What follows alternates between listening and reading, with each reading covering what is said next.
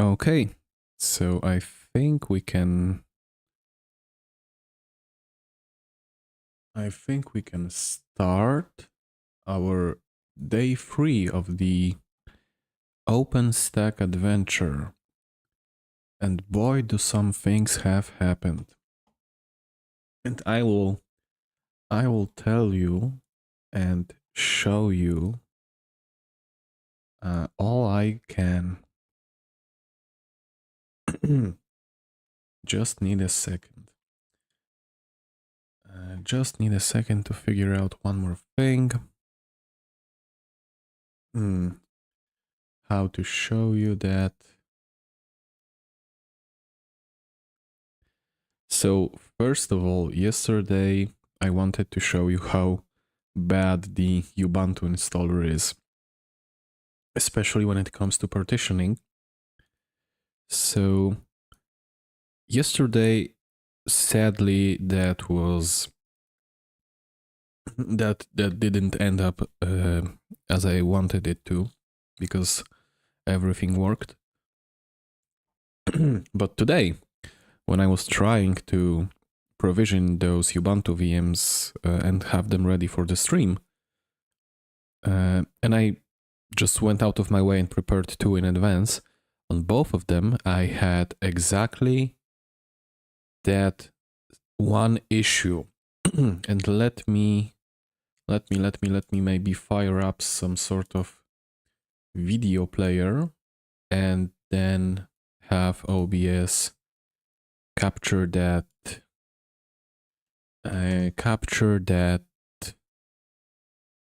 window. Okay, maybe have it a bit smaller. Ah, interesting.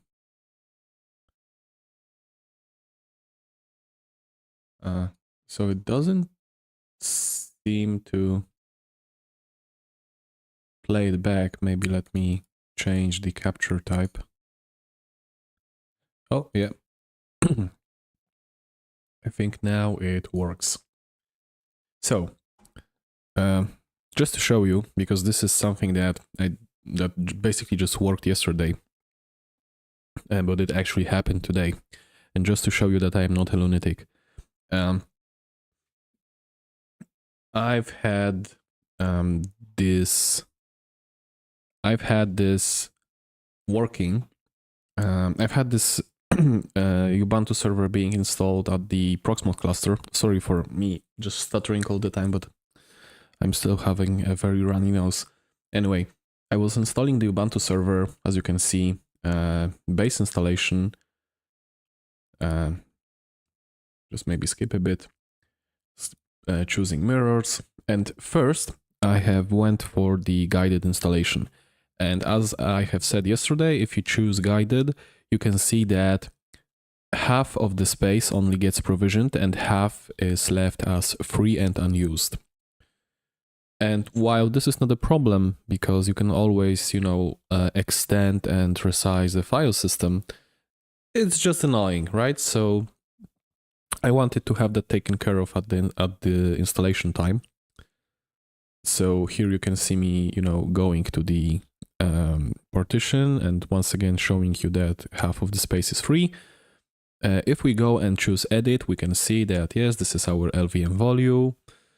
Now I'm just changing this to 100 gigs, which automatically gets capped at 97.9096 gigabytes. The partition type, the format is unchanged, the mount point is unchanged. Save, boom, crash. And I have only recorded those 2 attempts, but believe me, I have tried multiple things like unmounting the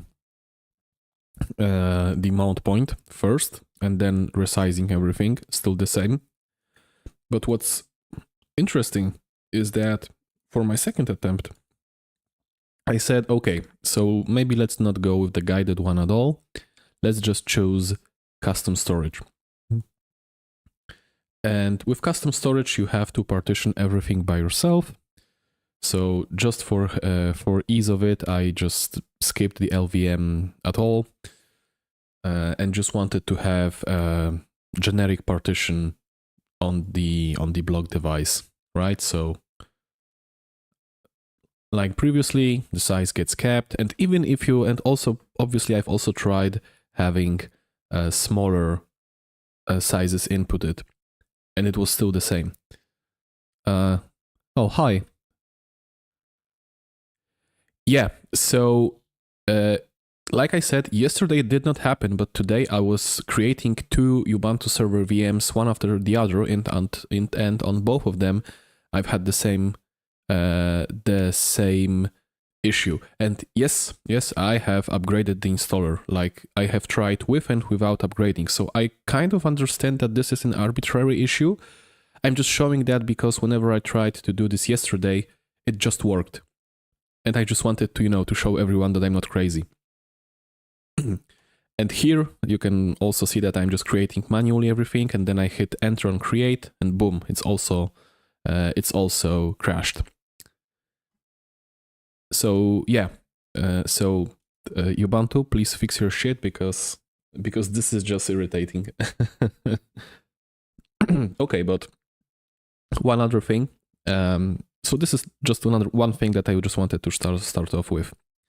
But the other thing I did, I actually reached out and asked in a few places. Nah, I didn't bother. But like I said, that's not important. Like I said, just wanted to show that I'm not crazy.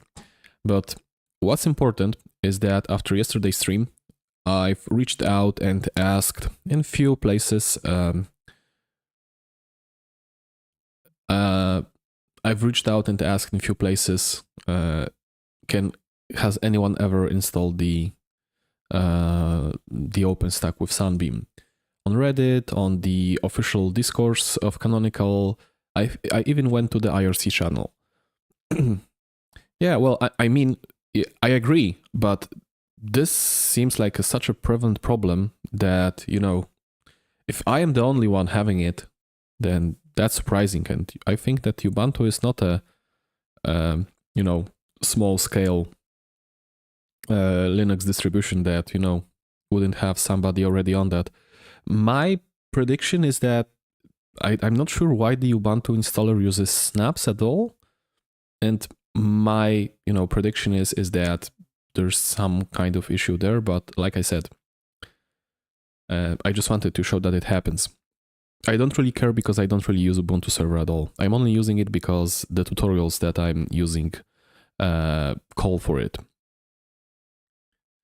But yeah, going back to my main thought, I've asked at Canonical Discourse, at Reddit, and at IRC, and I only got, as for now, because let's be frank, and 24 hours and on a Friday afternoon, it's not a prime time to get support from any sort of community, and that's okay. Like that's understandable. But I got a response at Reddit though, and I wanted to show you that response.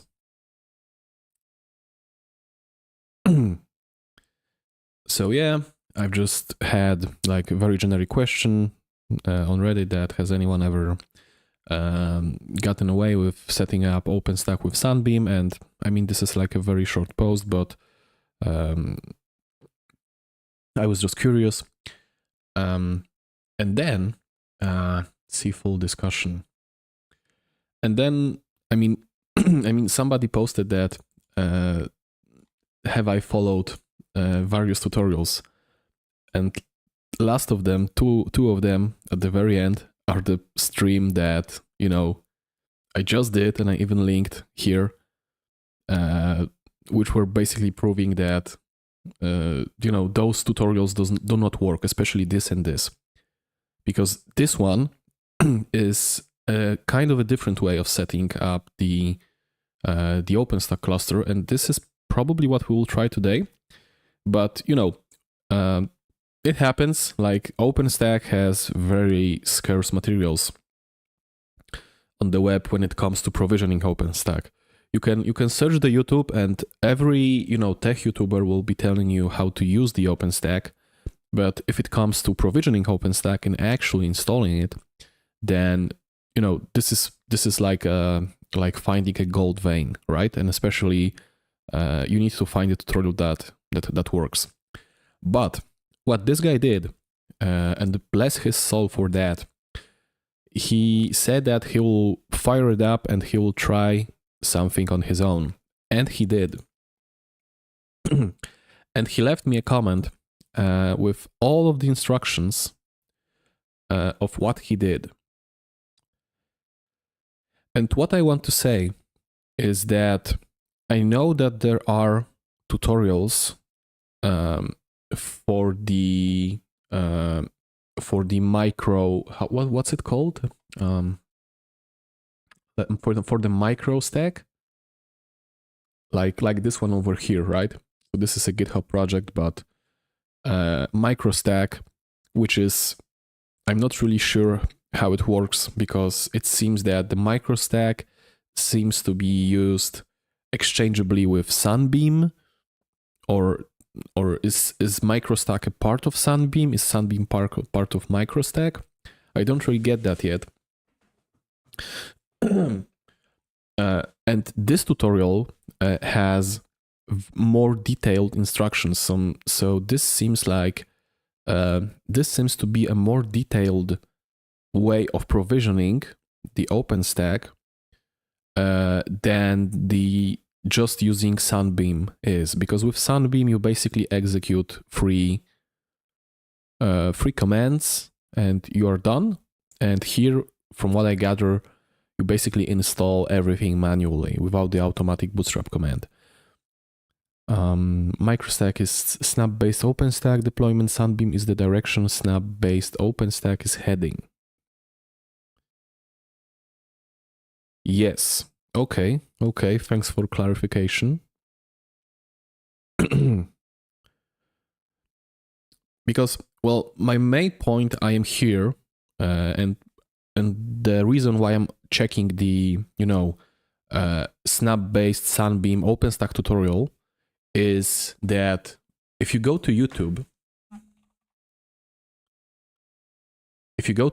and you will search for OpenStack tutorial, I mean, those results are personalized, so I'm not sure you'll find them the same as I am now. But basically, this tutorial is actually the first one. I mean, this one from Canonical Ubuntu is the first one that's popping up. And this is the first tutorial that actually tells you how to provision OpenStack and not only how to use OpenStack. Because here you can see this guy is using OpenMetal, which basically is like, one-click deployment on a third-party provider. This course also says that, yes, this is like an hour-long tutorial, but, we'll just click here and there on Linode or whatever, and it will be auto-provisioned for us. So this is the reason why I chose this one as my first. And the other reason is that there are actually not as many of those, especially on the YouTube. So if you haven't been the past 2 days with me, then basically this tutorial tells you to execute it, in short, like 3 or 4 commands, and then the part where I had issue with it is that, I mean, I've discovered many things wrong with this tutorial. Like, I'm not sure what kind of, I think they are using Amazon instance, which seems to be very much pre-configured with some things that they are not mentioning. And I have like gone and wasted my time on finding out those things past these 2 days. But the portion at this deployment is failing for me is here. The launching the test instance. This basically ends up for me with an error, and it has been ending up with the same error for this past 2 days. And and I even tried to skipping this. I've connected to the Horizon dashboard. I've like tried to launch that instance from the Horizon dashboard, and it also ended up with an error. So the root cause for this error was probably prevalent somewhere. Somewhere. It didn't matter whether it was done from the CLI or from the web frontend.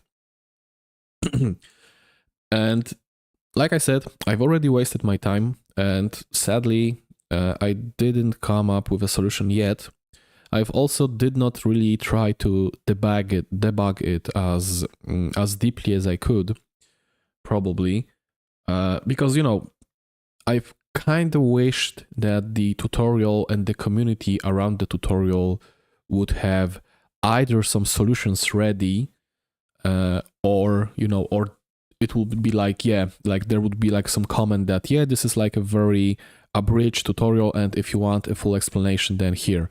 Sadly, I didn't find such thing anywhere. Maybe there is, maybe I haven't just found it yet, but just as for now, I've only seen in these comments that the people seem to have it gotten working, and I'm not sure if they really did, because somebody has some kind of problems, but those are not the same problems I have run at any point. But yeah, like this is why we are here today. Yes, I agree. Right, you are right. I understand that this is a large framework. Like at work, like a few months ago, I have already done this with Ansible approach. I've just gotten a playbook. I have done single node method of installation, and I was successful with that. But first of all, like I said, I was interested in the Sunbeam, like the approach presented here, because it seemed like really mainstream and easy and fast. And sadly, that was not the case. Like I said, I agree, and I also understand that OpenStack is like a very big piece of software. I understand that this is not a newbie's first day with Linux type of project. Like I said, or maybe I didn't say this, but I work at an HPC center, and while OpenStack is not my main area of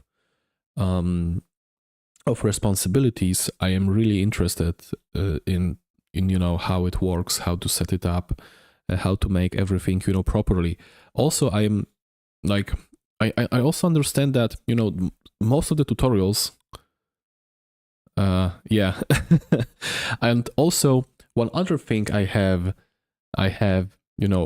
my issue with OpenStack tutorials is that it's pretty much the same as with Kubernetes, but with Kubernetes you can kind of like power through this, and actually there are some interesting guides. Lots of the tutorials are for single node development instances, and what I am looking for is let's call it for short production grade deployment. And I don't really expect that somebody will have one-for-one guide for that, because everybody's deployment is different.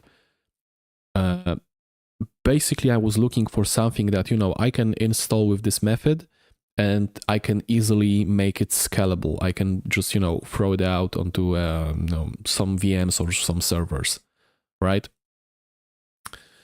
But I think that, and by the way, it's funny that you say that, step 2, wait. If you ever check out the previous streams, you can just have a look at the chapters, and you can basically see that, okay, we have we have done this.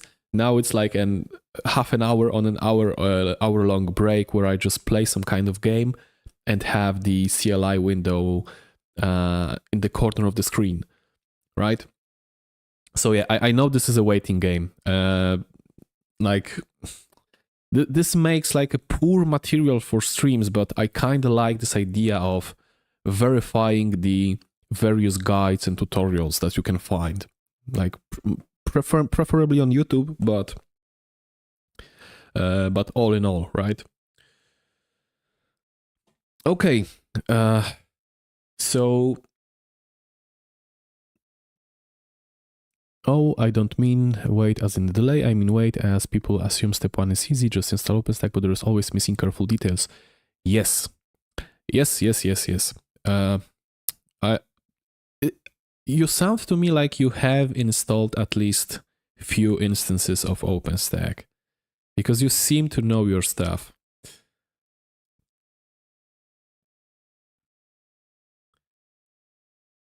Because literally, like, you know, many things I've discovered were things like, you know, oh, this is not mentioned and this is actually crucial. Oh, this is not mentioned and this is actually crucial. And stuff like that. And I'm like, you know, and the weirdest part is that nobody really mentions that. Like, some people like treat it as, oh, that's a little detail. I mean, that's not really, even if it is a little detail, everybody collectively on this earth basically wastes an hour, 2 hours, 3 hours a day finding this out. And like Canonical, and for now I'm saying Canonical because I was following this tutorial from Canonicals, cannot be bothered to have a small, you know, tip that, oh, and by the way, make sure that this and this is done. Or maybe, oh, by the way, we are, you know, basing our tutorial on the Amazon instance, which is, you know, configured with this and that, right? This is so very, very weird. Okay, I only want, because I really like this guy's comment. The best way to test your dog's tutorial is to hand it to someone who has never tried before and have them follow the instructions. Every step that is missing becomes obvious quickly. That is also very true. And this is a thing I did. I mean, sorry for this shameless plug, but this is a thing I did with my secure Arch Linux installation tutorial. So basically, I did this guide for my own for my own purposes, and I've left it, like, you know, hanging at my GitHub for at least a year, and then I had the opportunity to guide an intern, like a high school level intern at my company. He joined us for a month to basically in Poland, it's like, you know, if you are at a certain school, high school level, you need to have a month long or more practices at an actual company, right? But anyway, I basically gave him those instructions and told him to, you know, set up a laptop using these instructions. And he did, and then I, you know, fixed some issues, and you know, if there were some gaps, then I tried to fill them in. But yeah, that's just to prove your point that you just made. Okay, so for now, and also maybe because everybody thinks that I'm probably just talking to myself, let me just move the stream overlay to the very top. And here we are. Okay, but going back to the OpenStack portion,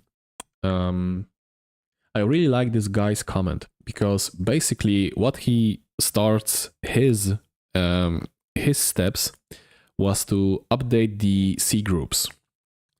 And I assume since he is doing that, he is using Debian, am I right? Okay, here's what I got thus far. I'm waiting for OpenStack to finish. I was under the impression that only Debian needed this. But it turns out that the Ubuntu possibly too.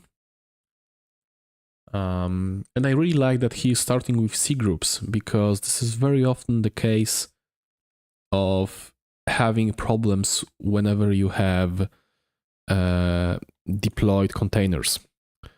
So usually, you know, some containers can work just fine, but if you have something more advanced, and I learned this the hard way whenever I was provisioning virtual routers from Nokia. those were basically not working because you did not have this option with your grub configuration.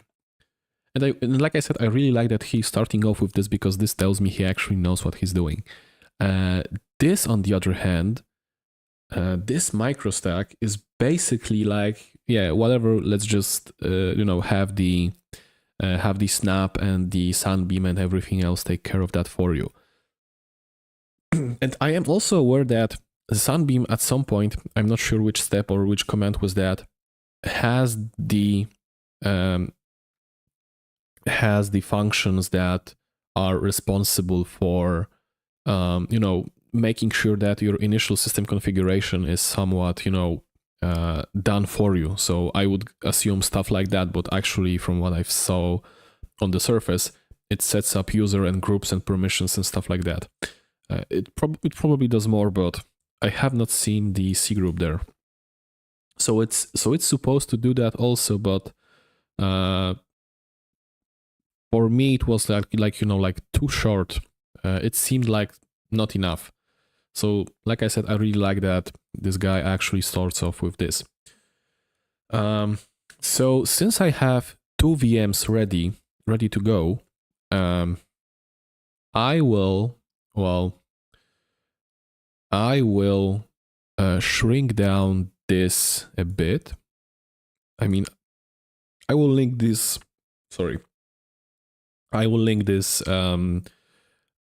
in a description if it ends up working. And first I will try this on VM number 1, and on my VM number 2 I will try this Microstack. Even though this Microstack is kind of not what I actually wanted to do, because okay, so now I've made it small so you can see it. Maybe let me make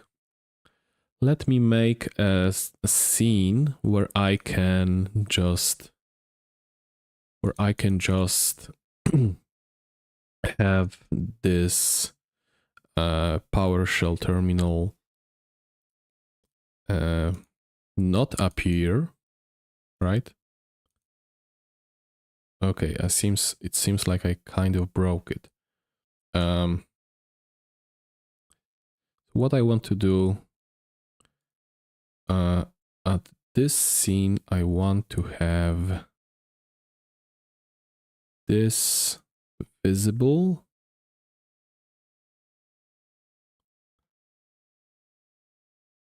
Yeah, I want to have this visible, and on this scene, I want to have my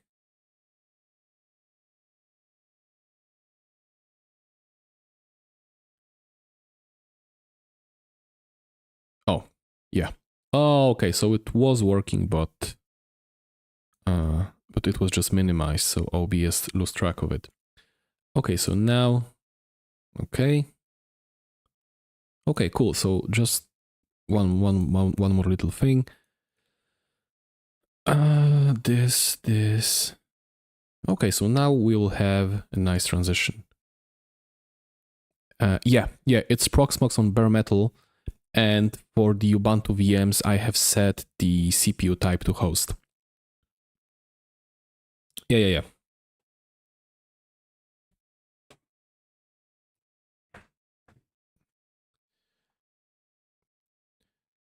Okay, so let me switch back to this.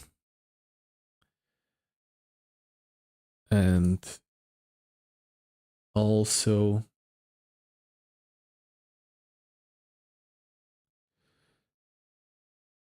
and nested virt is enabled in those VM. I mean, it's not disabled. I've never had problems with, like, containers running within those VMs. I can switch to that in a second. We can have a look at that.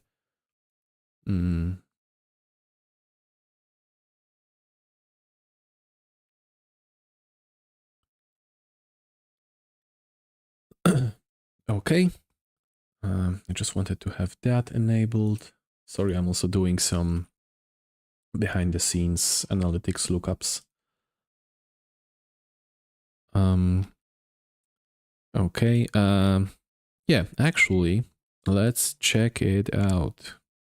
Do I have my Proxmox enabled?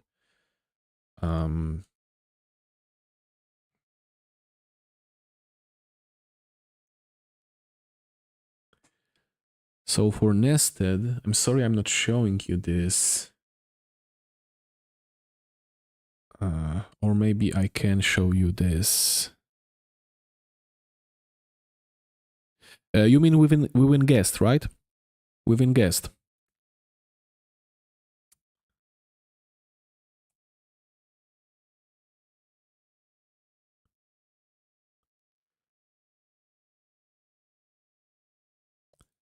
Yeah, okay. So I've SSH to the guest.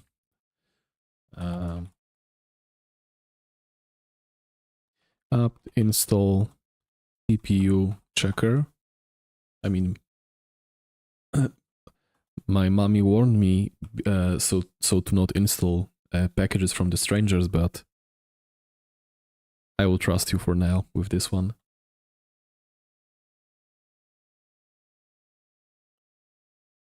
Yeah, dev KVM exists. KVM can be used.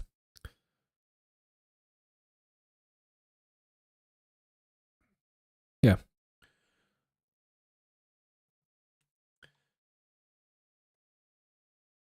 So having that, and thanks for the tip for checking that out. Having that, let me switch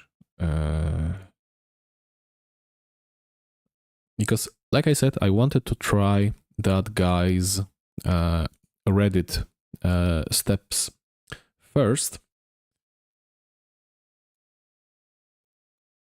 I will have to switch between those two windows at my own PC, but we'll manage.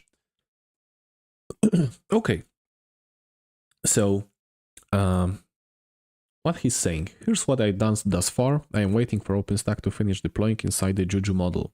These are the steps I have followed straight out of my bash history on a clean VM I built moments ago. Note that Sunbeam will not work with more than 8 machines. It's a hard limit. Any higher number of machines and you will need charmed OpenStack, not Sunbeam. I mean, like, this would be like a super useful information to have, like, with a big banner floating above the canonical, Sunbeam, website or their website guide. I mean, I haven't noticed it, but okay. I mean, bless your soul, my guy. You seem like also full of actual useful information. Okay, install VM, 32 gigs of RAM, 1 terabyte disk, and 8 vCPU cores. Okay, so I'm not sure I can. I mean, I can, but I would rather not have 1 terabyte provisioned. I can have. At the moment I have 16 gigabytes of RAM and 4 vCPU cores. But okay. So I can give it more RAM. So currently I have like you can see 16 gigs and 4 cores. But it's not an issue. I can give it more resources. So I would do just that. Just for the sake of following as closely as I can. The one thing I won't change is I won't add more storage. If we run into storage problems, which we have not even with 70 gigs, then it will be painfully visible and quickly obvious. Okay, so let me do this, and I always forget 1024 times 32. 3200, 768. Okay.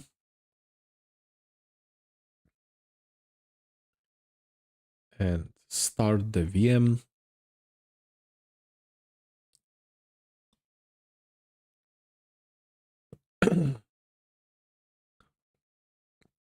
I mean, I'm also like surprised that Ubuntu boots like way slower than Debian.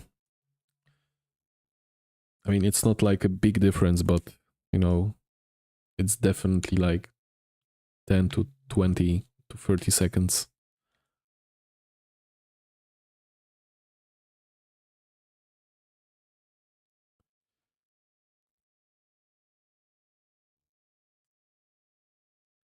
Okay. And yeah, now we have 32 gigs of RAM and 8 vCPUs. So next,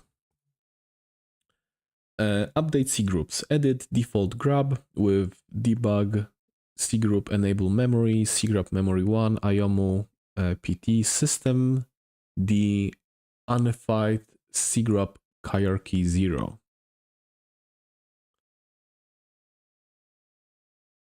So this is obviously like a shortcut version of what he meant, but what he probably wanted to say was to add those to the kernel parameters.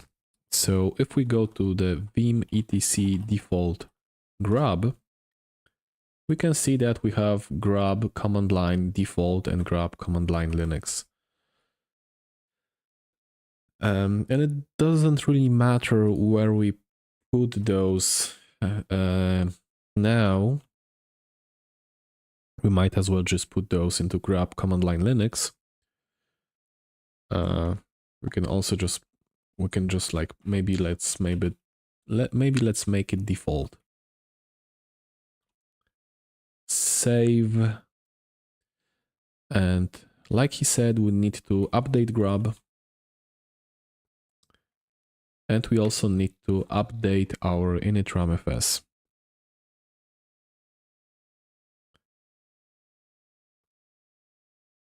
Also, I have updated and upgraded those VMs right after the installation. And yeah, that's all. Okay, so while the initramfs is upgrading, after that we have to reboot, and after reboot we have to verify with catproc cgroups.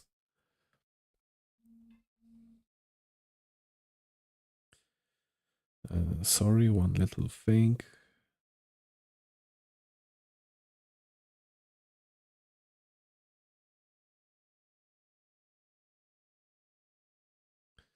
Okay, so right now we have to reboot. And after that, we have to verify. This is always a good practice to verify. That can save you quite a lot of time.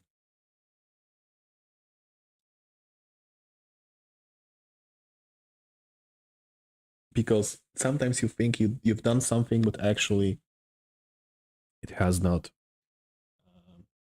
made it to production, to actual running settings.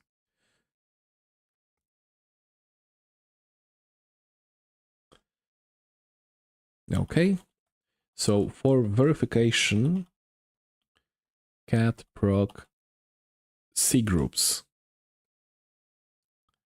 And we have set our cgroups unified hierarchy to 0. And here, truth to be told, I have never viewed this.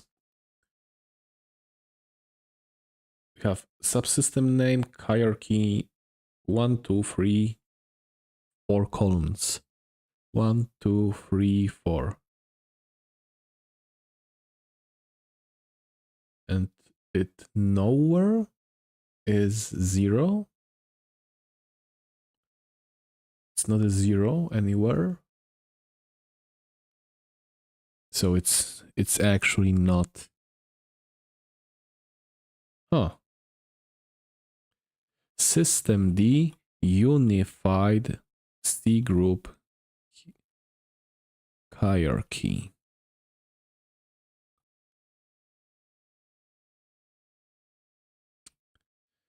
Okay, so maybe let me try. I mean, just to be sure.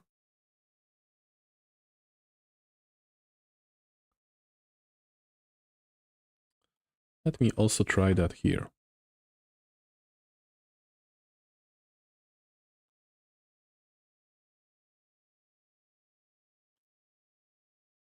And, you know, just for the sake of checking this out. And initramfs.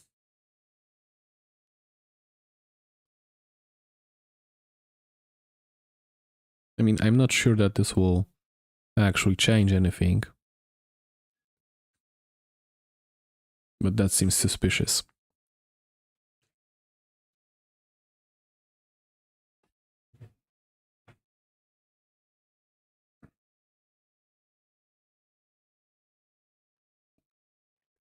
Okay, now reboot.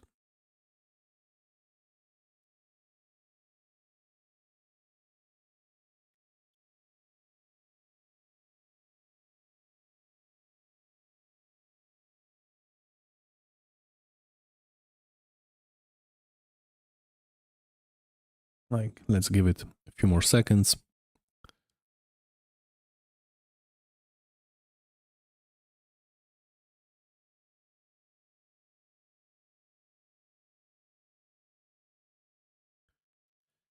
Now we should be able to log on to that.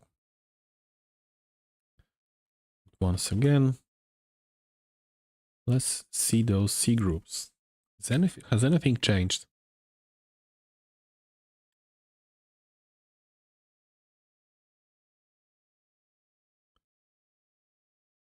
It did? Some of those.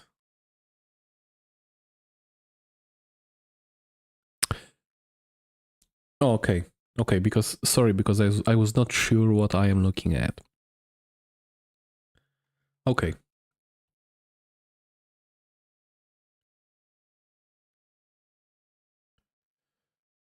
So going further, now we have to install MicroKS cluster. And then let's do that. Let's do just that.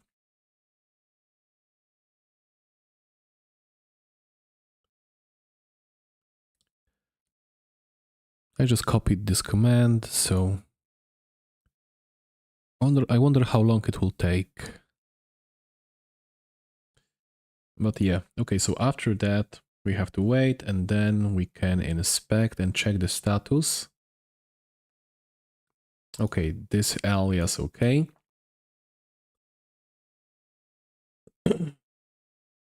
I should also probably exit my root user because I see sudo being used everywhere here.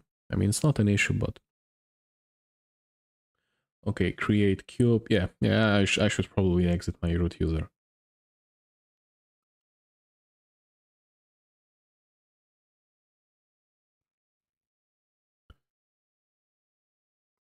Yep, this is done. So sudo MicroKS MicroKS inspect. It's running, tarball. Okay. And MicroKS status is running, is not in high availability. Add-ons enabled, HA cluster, Helm and Helm free. Disabled, cert manager, community, dashboard, DNS, ingress, maestro. Okay. I mean, I assume that this will get, you know, this will either not be used or, you know, the next commands will actually install their own stuff. Okay, alias for kubectl.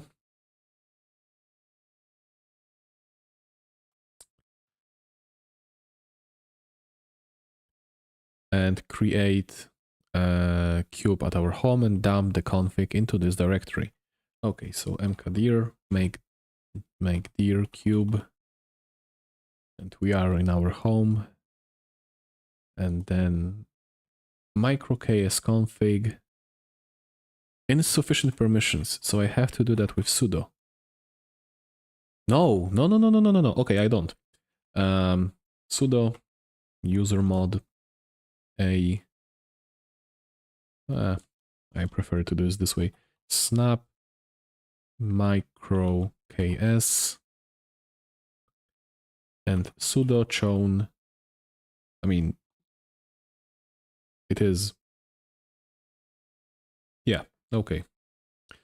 But since I've added myself to the group, I have to relog on. I have to relog, so okay. And now, without sudo, I do not have to use sudo.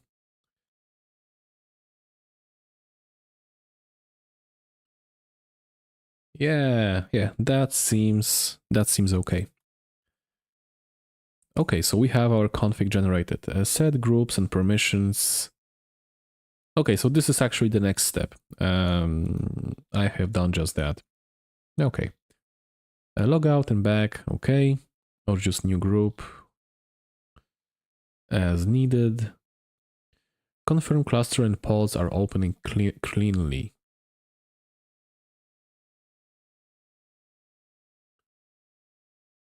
Yep, Cube system is running, and Calico, it seems to be our networking backend. Okay, so now add MicroKS add-ons. Sudo MicroKS enable DNS host path storage, yep, community dashboard and registry. We will do just that.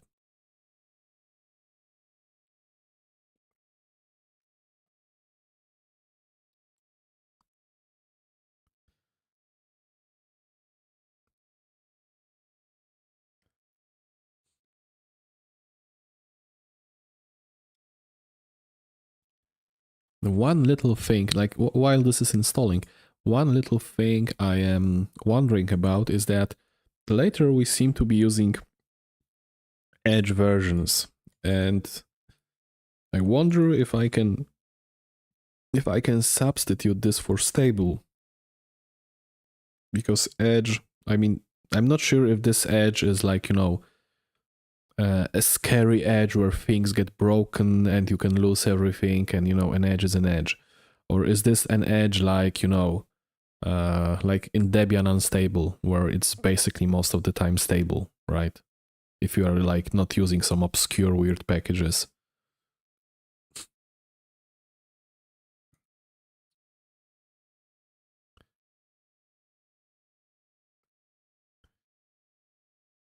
Okay. You'll want Edge because it has more recent fixes. Think of it as an Arch current revision. Okay, so yeah, this is exactly what I was wondering about. So thanks for clarifying. By the way, is this you who made this Reddit comment, or are you a different person?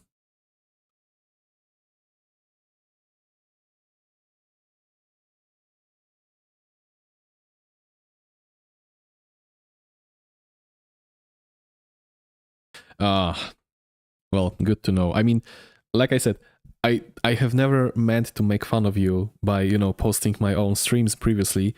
But you know, this is just such a funny thing to show when it comes to, you know, the tutorial community having very little resources when it comes to OpenStack tutorials.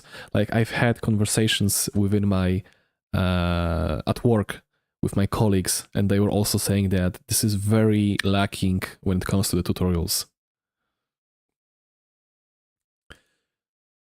Okay, so now I feel very, like, you know, assured that I have you on the stream, and I will like try to go faster so I don't waste your time. So now we are, so we have done that, enabled those, and okay, so now we configure networking.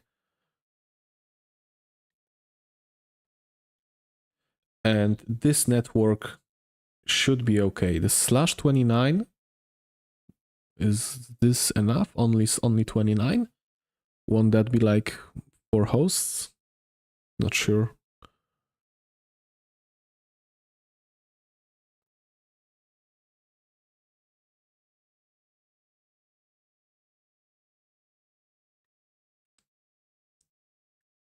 I mean, by the way, if this works, I will make, because basically at this point, if this works, if this tutorial works, I will make a full channel video on, on those tutorials, because I've had this in my mind for quite some time, to actually have a series where I, on live streams, I'm trying to go over this, and then quite possibly I have, some material then to mount a channel video with like, abridged format.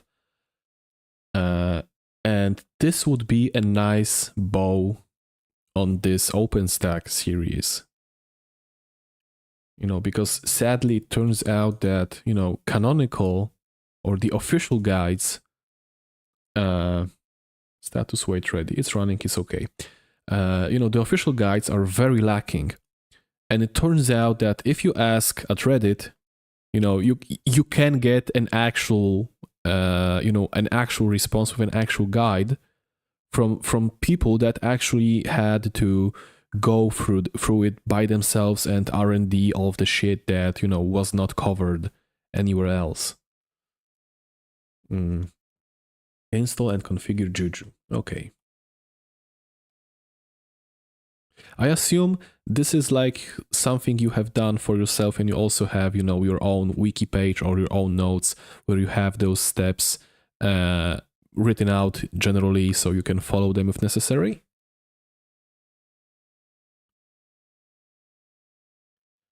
Okay, now we're installing Microstack with Sunbeam.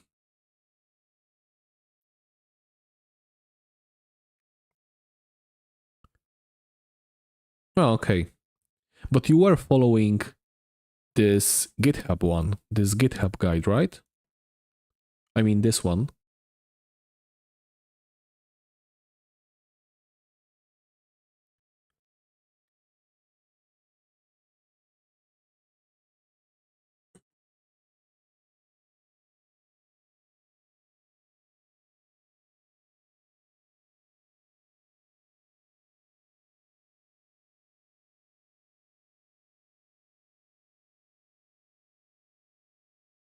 No, okay.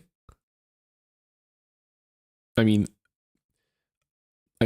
whenever I talk with, other HPC centers or fellow admins, the OpenStack is always like, this black box that gets set up once and then nobody else wants to touch it. And either your institution already has OpenStack, and me myself, I'm coming from academia, from universities. Either you already have it deployed and you have it working and you do not fucking touch it, or, you are in process of actually deploying it.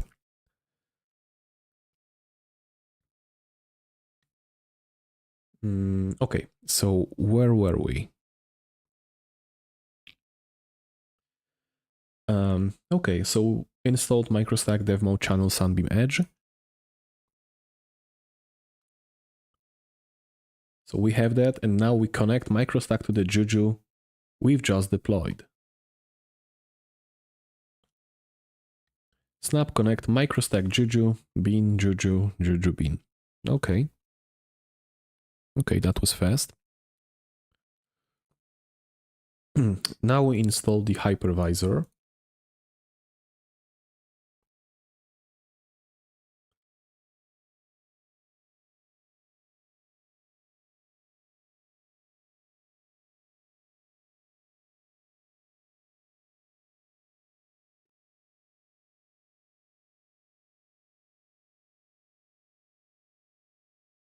Okay, and after that step, we are bootstrapping the Microstack. And you said give this time to complete. So I think that this is the step that can take from 20 to 30, 40 minutes.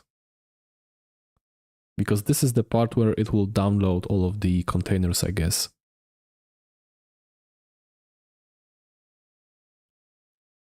Okay, OpenStack hypervisors.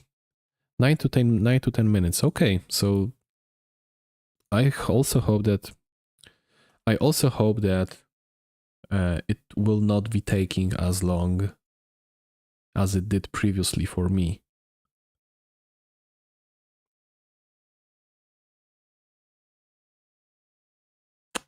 Okay, I can do that.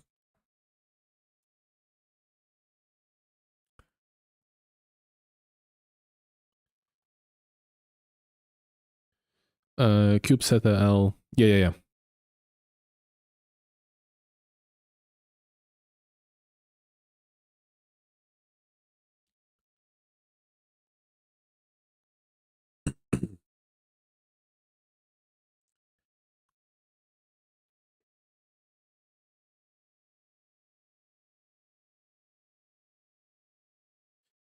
See these?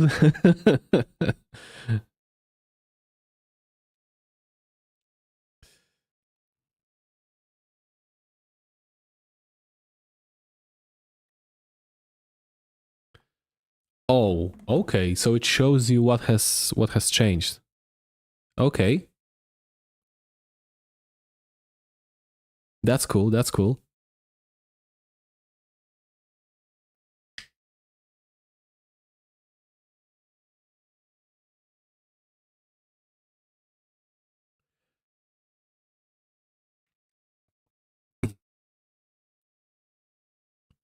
Yeah. Yeah, I mean, like you said, I didn't. I agree. I agree totally.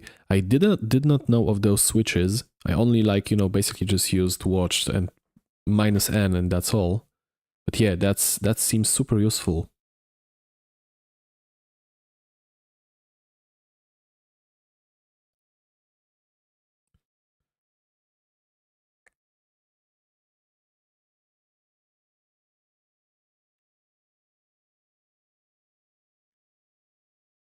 That's actually quite cool, I have to say. I'll now this will be engraved in my memory. Juju controllers. Let's go to another session because we can afford that. Juju. Do I have to do that with sudo?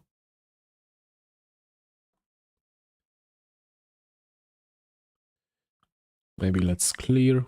Okay, and maybe refresh. Yeah, well, the issue is it's not like in my default shell. I would have to make that change on my whole flotilla of servers. So probably I would have to, since I'm also using Salt at work, I would have to deploy that change to all of the servers I'm using.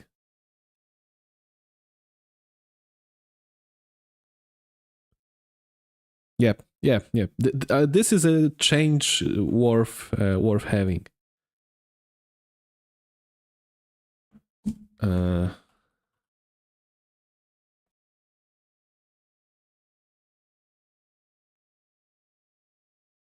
Yeah, it seems that we are having a MicroKS controller at localhost.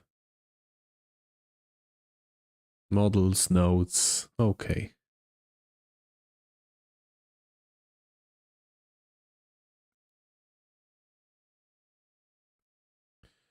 Juju models.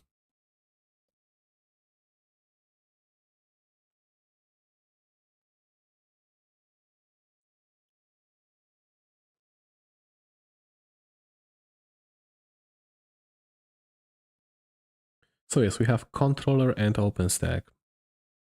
And I assume that we'll have more units than 12.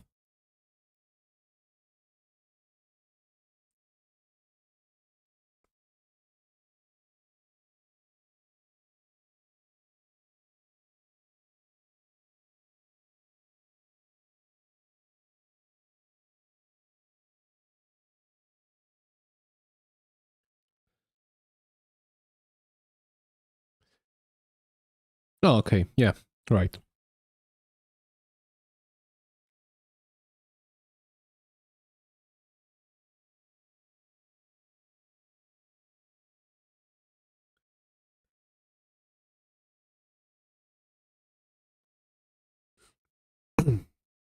Previously, whenever I was deploying the OpenStack from the other tutorials you linked, especially from that YouTube one, I was having an issues with it was Neutron, because the Neutron pods, the Neutron containers, only one out of two started, like sometimes, like, right? And I was thinking that this is mostly a networking problem. But like I said, that error was so bizarre that I was having yesterday and the day before that.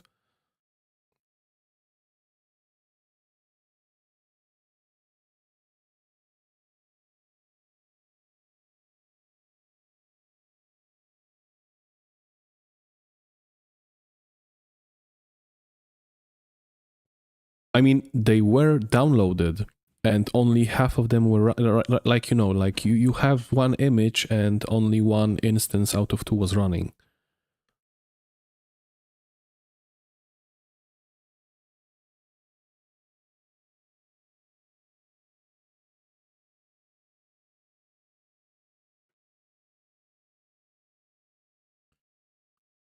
Also, if some images failed to download, it would be nice if that Sunbeam, the do it all command, reported back something.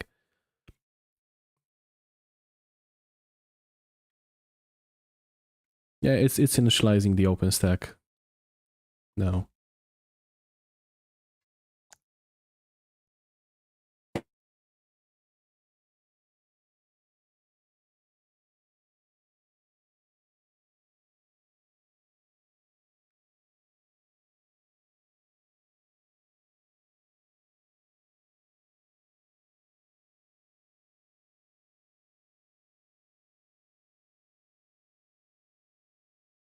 Also, truth to be told, it seems like, doing all of these steps manually is faster than, just having, Sunbeam Bootstrap, the Sunbeam Bootstrap command do it all for you. And I'm not sure if this is actually faster or it only feels faster because I'm actually doing something.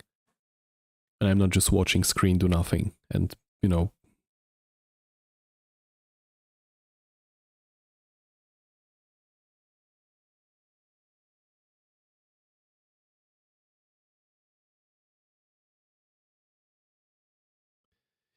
yes. Yes, I agree. Like, especially my main issue with Sunbeam was that it's very bad at reporting reporting back if something goes bad. Because for me, what basically I've discovered is that, I have run the Sunbeam Bootstrap command and it turned out that it was waiting for me to basically type yes, because underneath it was actually, at having the SSH being executed and it was asking for, the host key. And after that, it was waiting for SSH password because I did not have my own key deployed to my own, local user account as authorized. And then it asked for sudo password. So there were like 3 prompts in a row that I only found out by chance.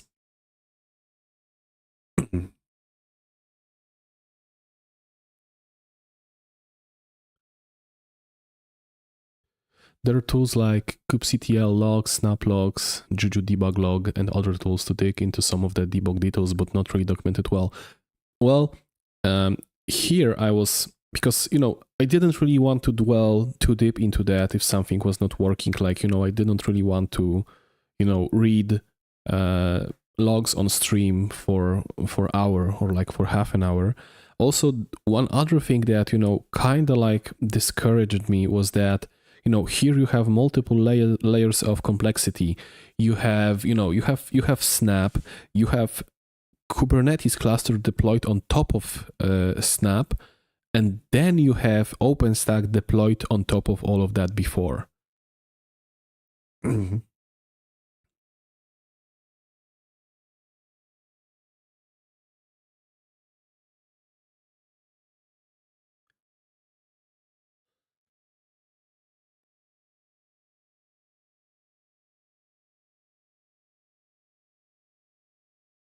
Yeah, like I've heard from a colleague that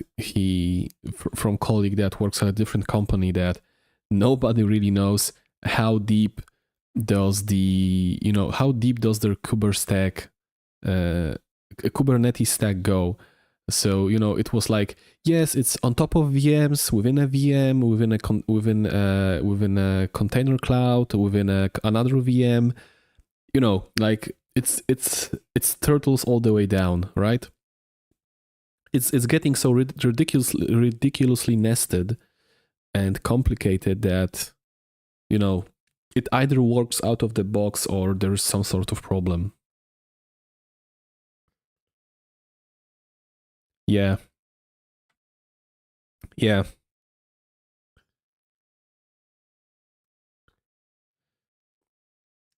I mean, this is why because there really was no need at my institution or maybe at my department in my institution before to play around with Kubernetes, with cloud in a larger scale. So I've basically kind of like managed to avoid all of that container networking stuff, but here it basically hits me like a brick. And when everything was basically simple on a standard OSI model and everything could be connected with a layer 2 bridge, here that's not an issue. Everything has to be separated and isolated.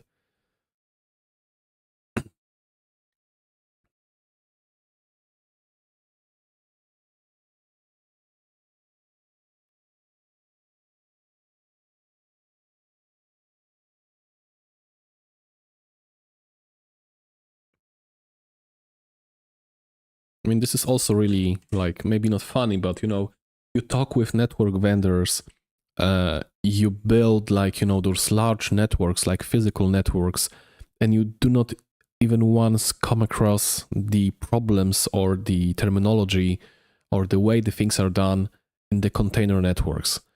Like those are like software defined networks, and maybe not software defined, this is maybe a bad word for it, but maybe networks at the application level, like virtual networks, are such a different beast. Like this is like a whole other area of expertise.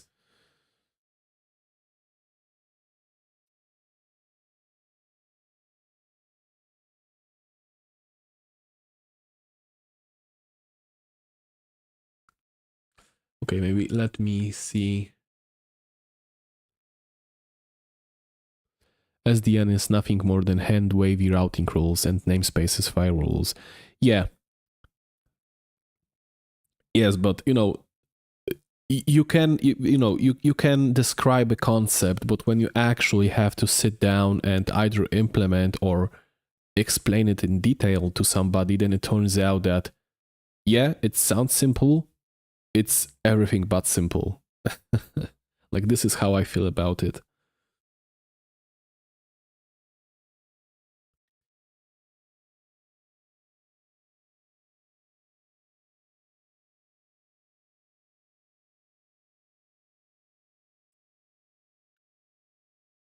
So I wonder if I can stretch this. I mean, this will probably not be very well visible on stream, but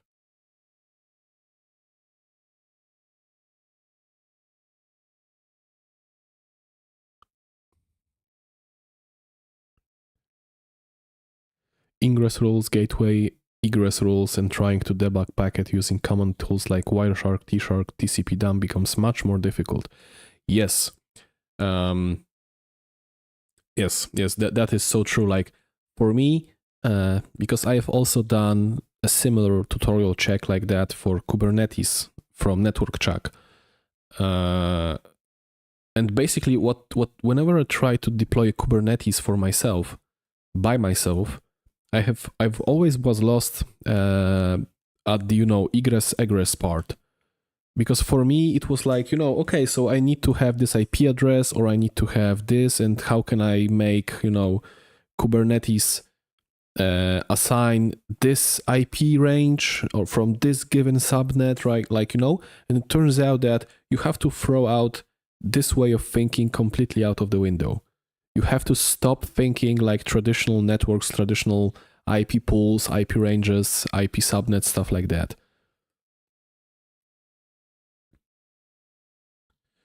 Okay, this finished, this command finished, and you are saying that next I should configure.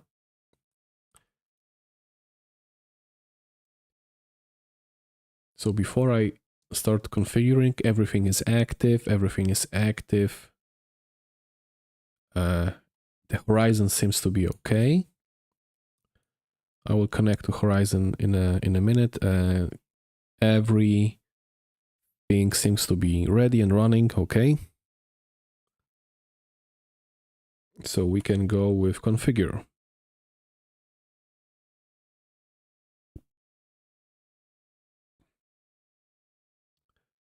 Yeah, let's stay with demo. Let's stay with the default settings. Set up security group rules for SSH and ICMP ingress. Okay, let's do that. Local for now. Must not be in use. Okay, so here we have 10.20.20/24, and here we used, and this is what this I think was 10.20.20/24. Okay, so this seems to be in use. Actual. So I assume I have to go, let's say, with 10.20.21/24.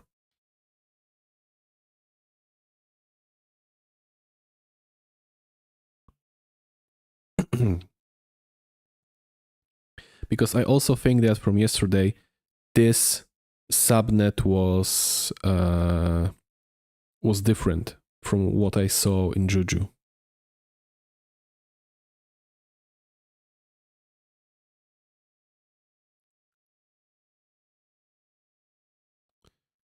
New/24. Okay, so this is a new one. I've basically just changed one bit. Start IP allocation. We can go with full network type. Let's have it flat without any VLANs.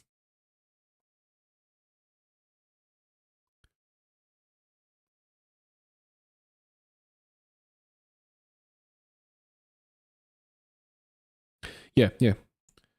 Because it was suggesting me the 10.20.20 and here it also was, you already using 10.20.20. So I, used a whole different subnet.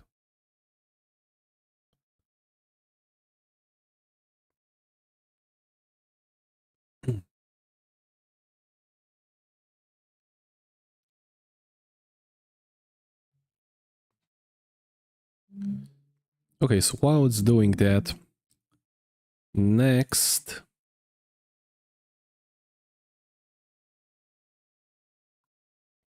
okay, so we are here, wait for Juju to complete, okay.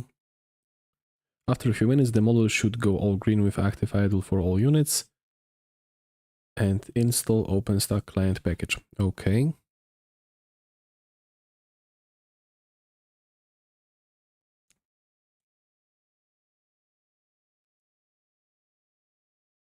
Okay, so it seems to be doing something.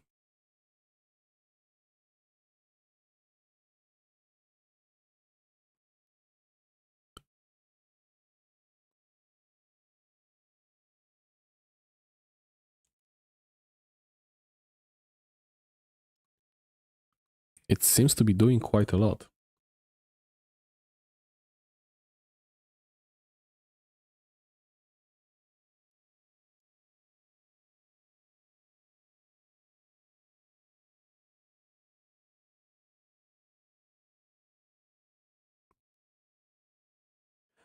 So basically what the Microstack configure is doing is we've had an unconfigured set of containers running, and with Microstack configure, it basically is configuring this for cloud use, from what I assume.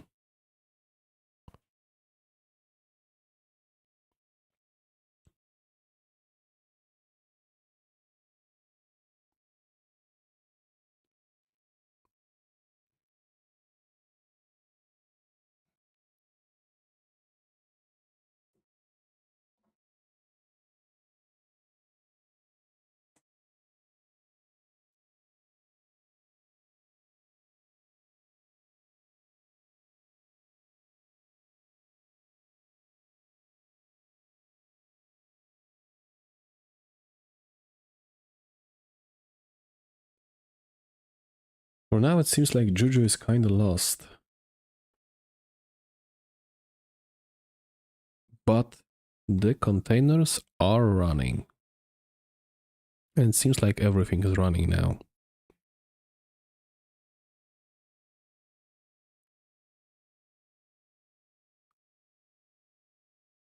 Yep, and only the missing ones are starting to boot up.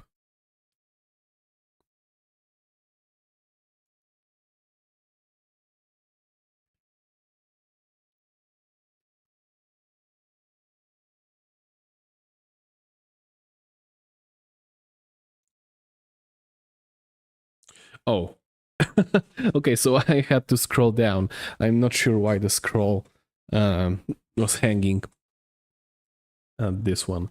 Okay, so now we have those variables for export, and I will just save them in my demo OpenRC.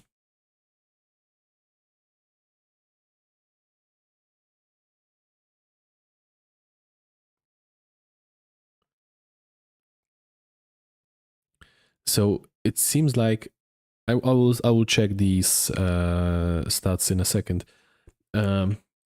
Wait for model to complete, and after that install OpenStack client, configure OpenStack. So I should install the client on the same VM and execute Microstack configure once again. Isn't this enough to actually have a working deployment?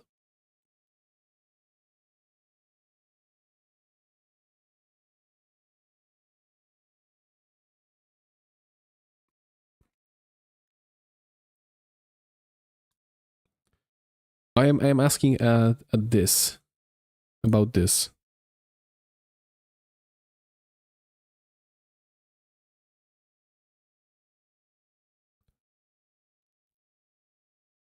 Is it enough to only install the OpenStack clients?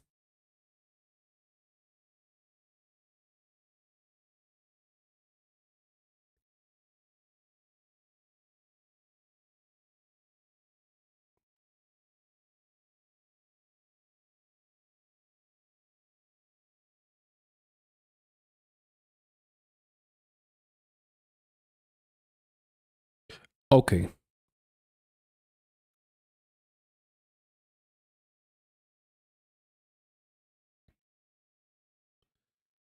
Okay, that explains a lot. So while this install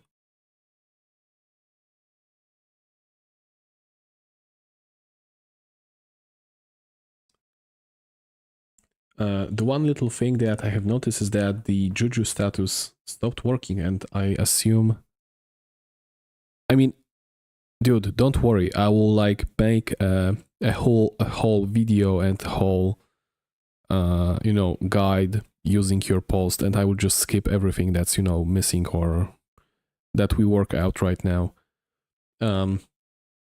But one thing I have noticed is that Juju has stopped working, and I assume this is because this is no longer either OpenStack. The model name has changed.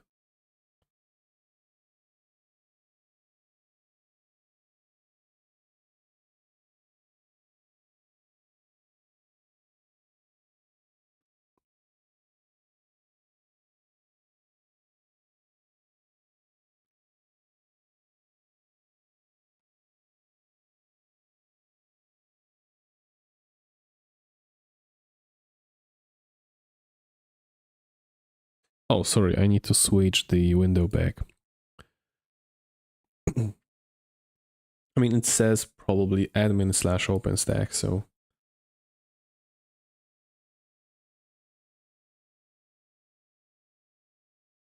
No, I don't think I did. No.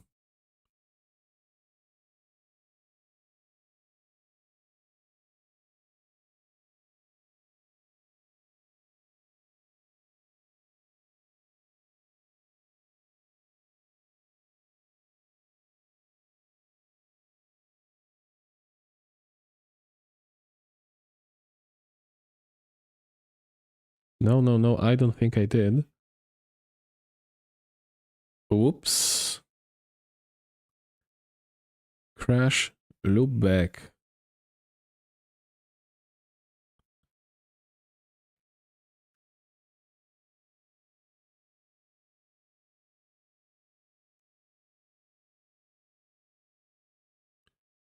Okay, something is happening.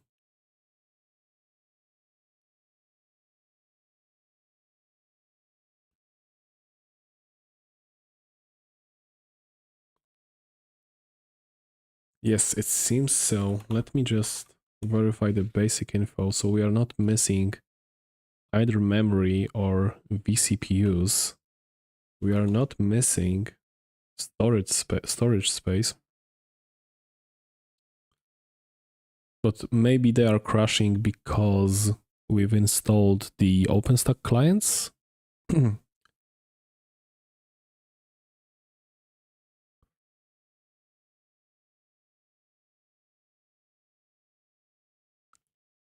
Oh no, those seem to continue crashing.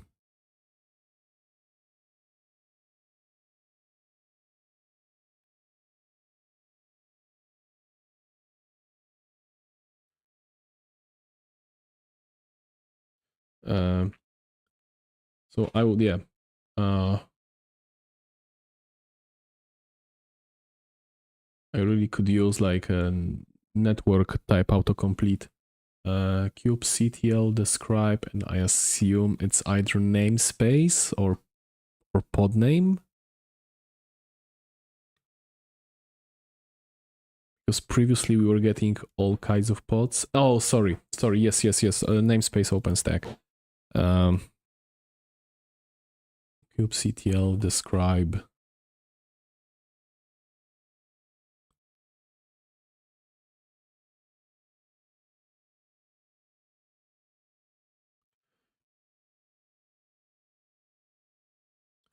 You have to specify the type of resource to describe. Use kubectl API resources.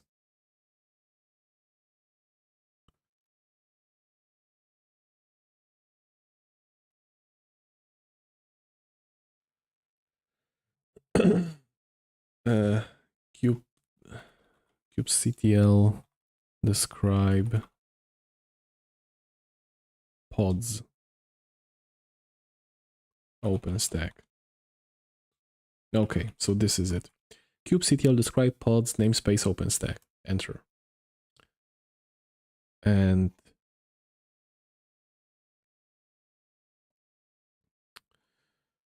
I am scrolling up.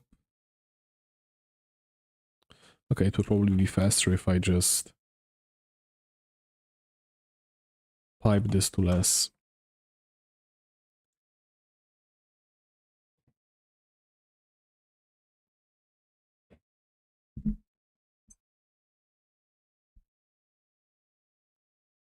So this is model operator running.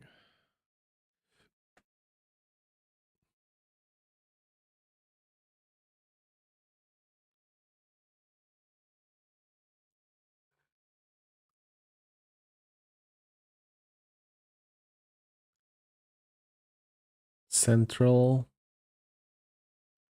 running.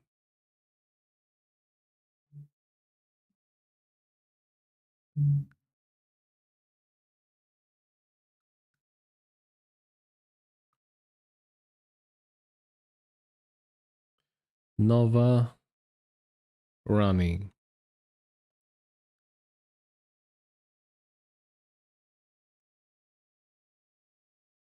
State terminated, reason completed, init container, charm, containers, charm.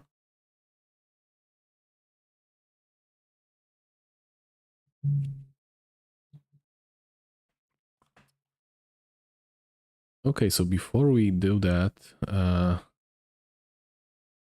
either still crashing. Okay, some of them are.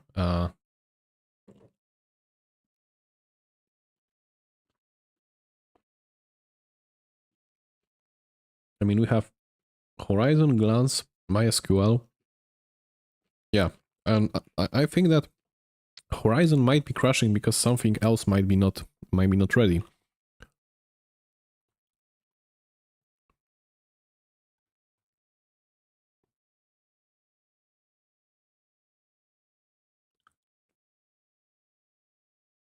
Oh.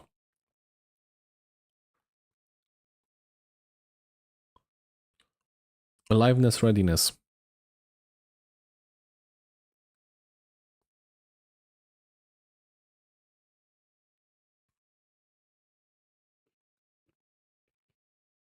Unable to connect to API.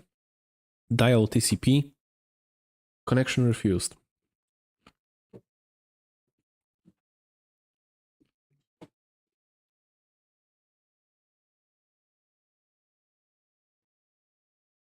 I mean, so some can, some can't.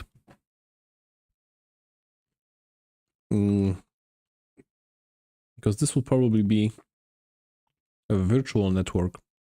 Jesus Christ, so many interfaces.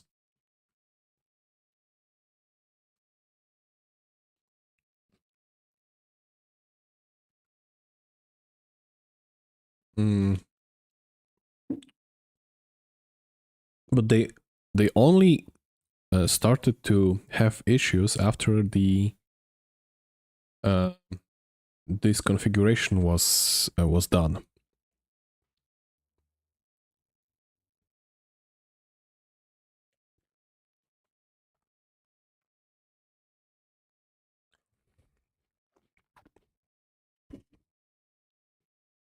Yeah, I mean, thanks for all the help. Anyway, if not on stream, I will try to debug this. Yeah. I will do just that. Thank you very much for the help, and I will try to process this on my own, and I will probably get back tomorrow on stream also with solutions ready. But yeah, thank you so much for your help and for your time.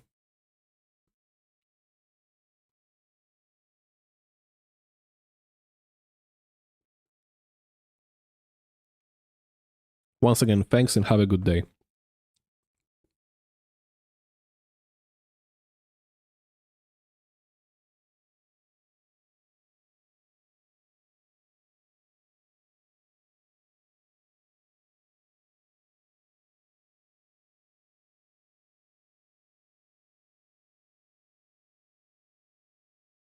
Okay, but if we having this sort of error, this sadly means that I have to probably basically throw everything out of the window and start over again. But before that, let me check some things.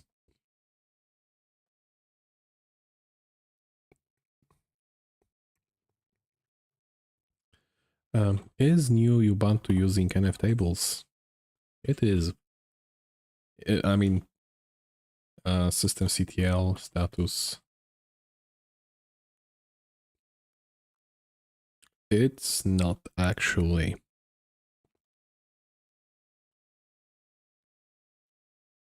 Okay, for IP tables, we have everything as except.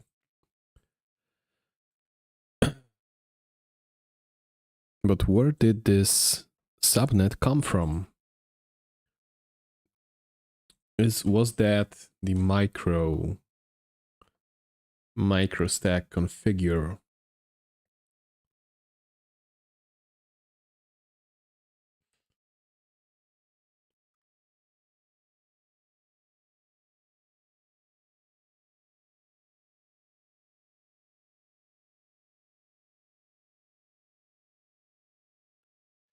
And 152, 183. Where did that come from?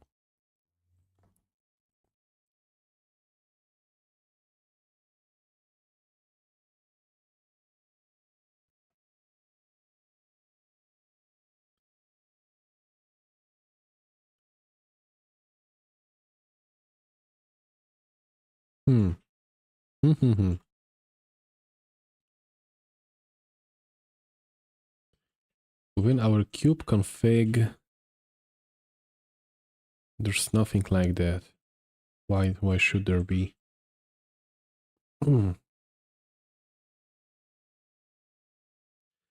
And also,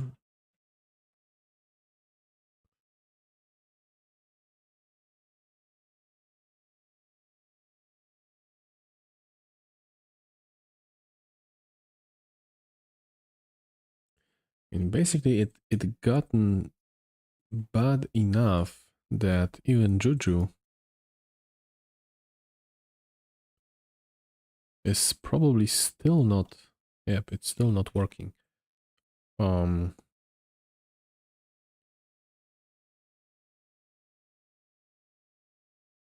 I can try and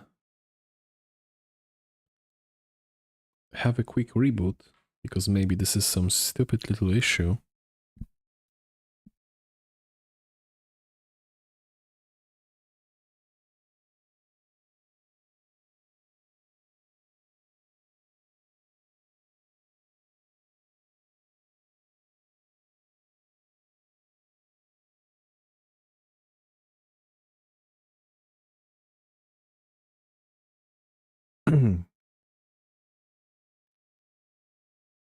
But also,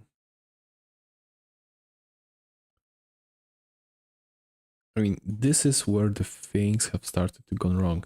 Can I, and I can check this, I guess, here. Can I somehow configure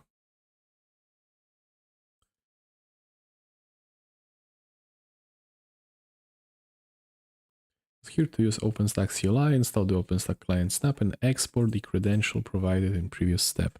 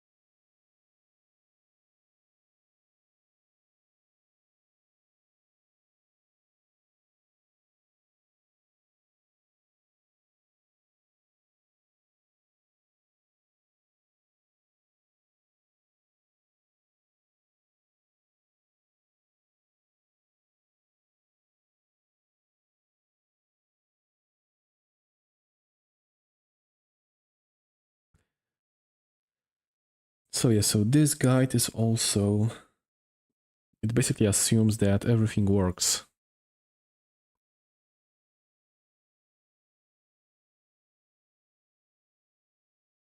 It basically assumes that everything works. Maybe, just maybe, sorry, I shouldn't have basically changed this. Maybe I should have left it as it was.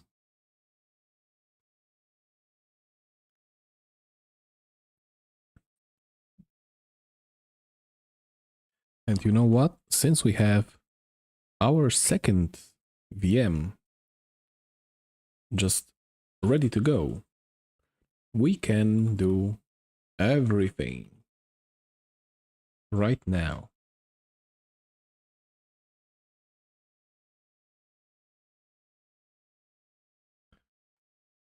Yeah, I think this is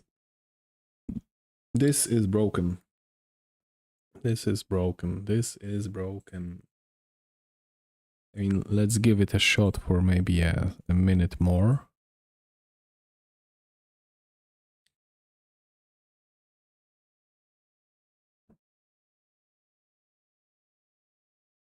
So right now it seems to be, I mean, this means nothing since we have 0 out of 2.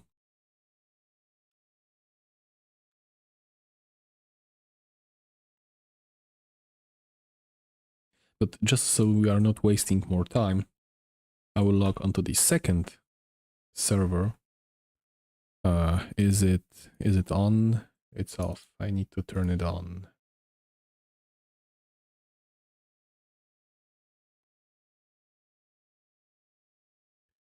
I need to turn it on.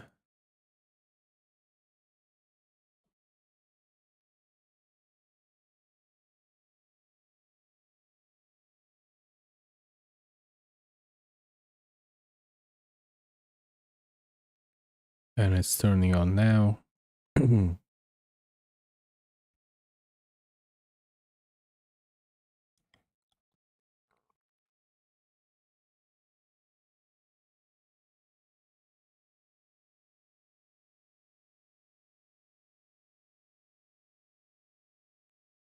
This will be very funny if after a reboot everything like basically just starts working here.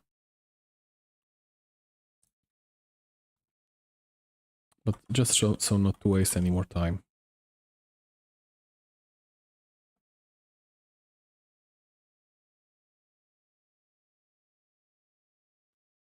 Okay, so let's do this quickly as wind. Vim etc default grub.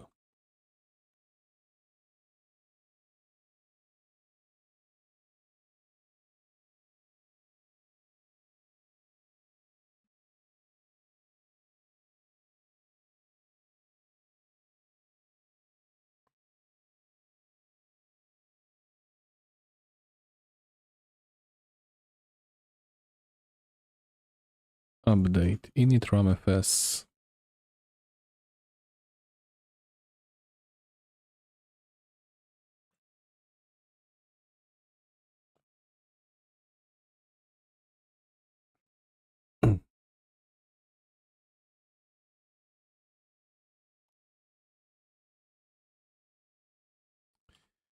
Yeah, this is a lost cause.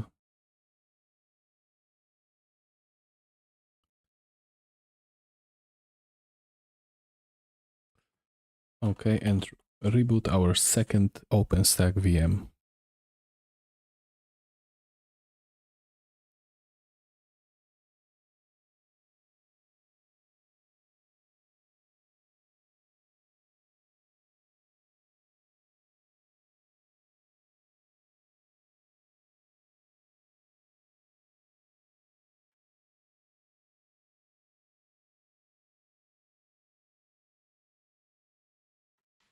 It should be back.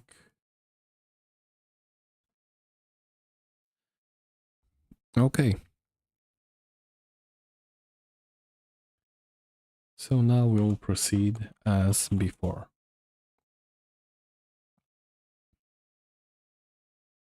I will skip the inspection part because we basically have done that on the previous VM and everything seems to be working.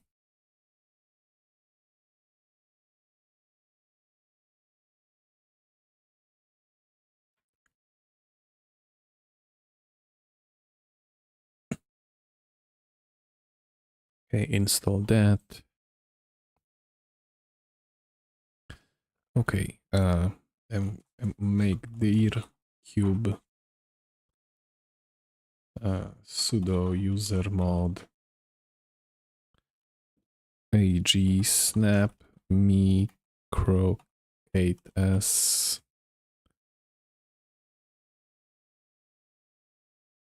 Okay. Relog and now micro config. Okay. Now watch cd kubectl get pods. Okay. Okay. So now we'll add the add-ons.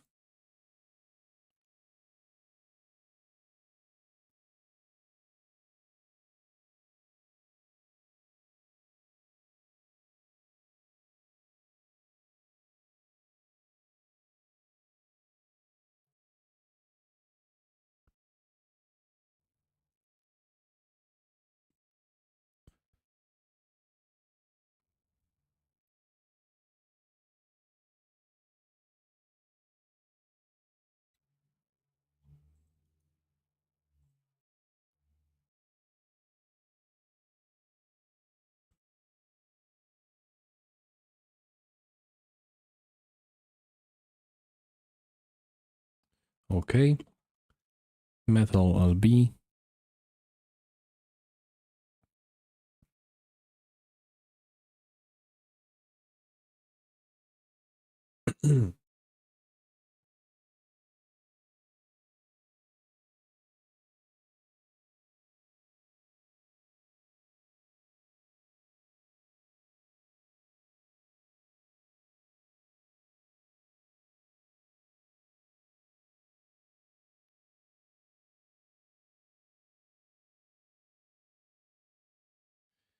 Still not ready, still not ready. It will be soon.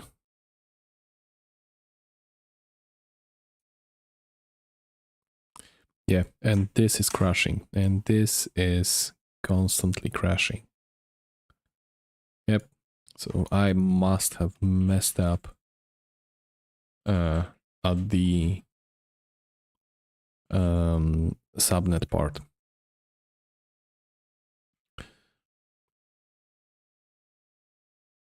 I hope we'll find out soon.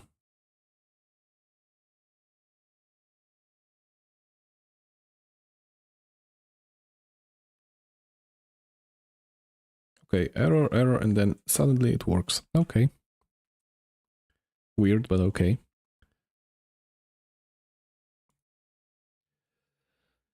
Okay, now we install Juju.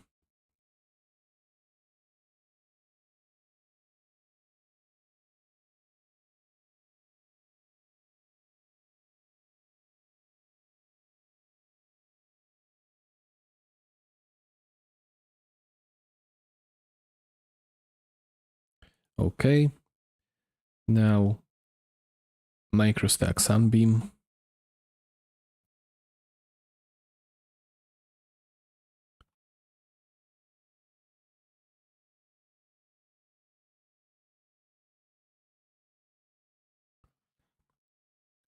Connecting everything together. Installing the hypervisor.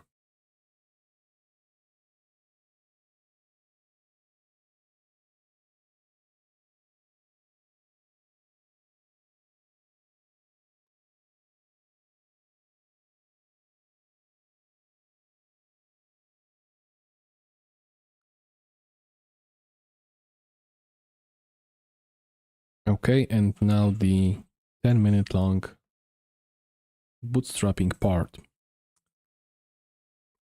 But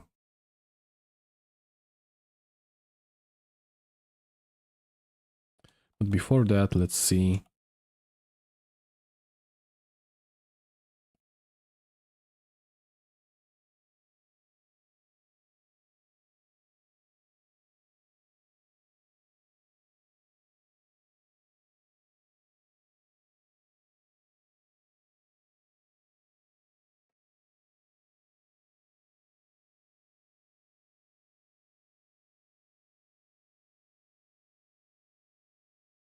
And now?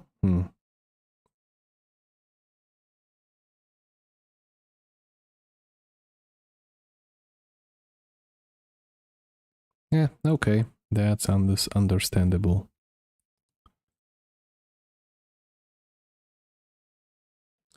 So let's bootstrap our Microstack.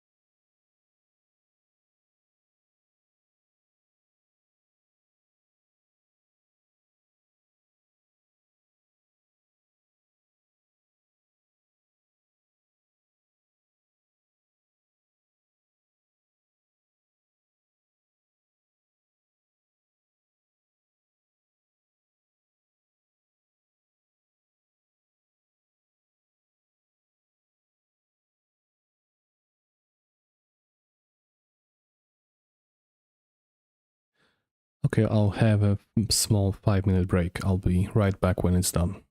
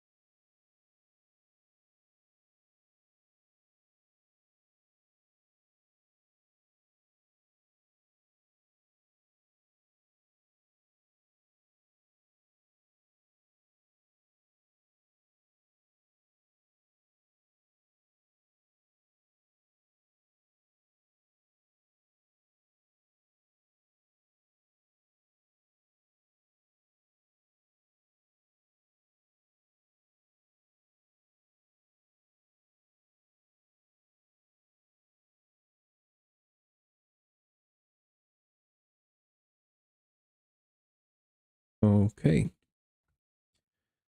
It seems to be almost done.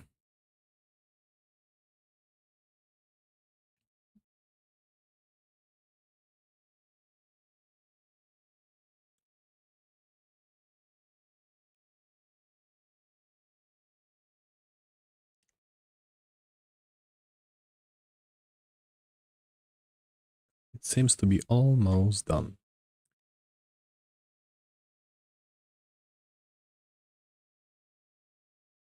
I mean, we should be able to look it up.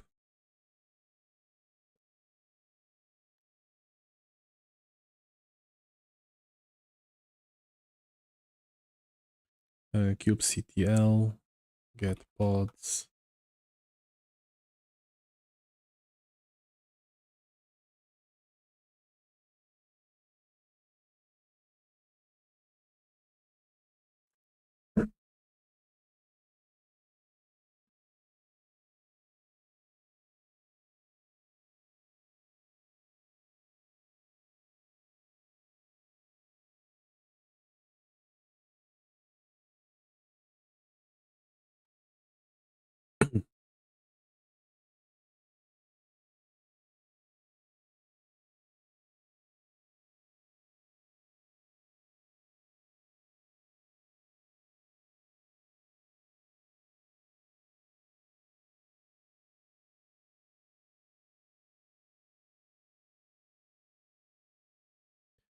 Almost done.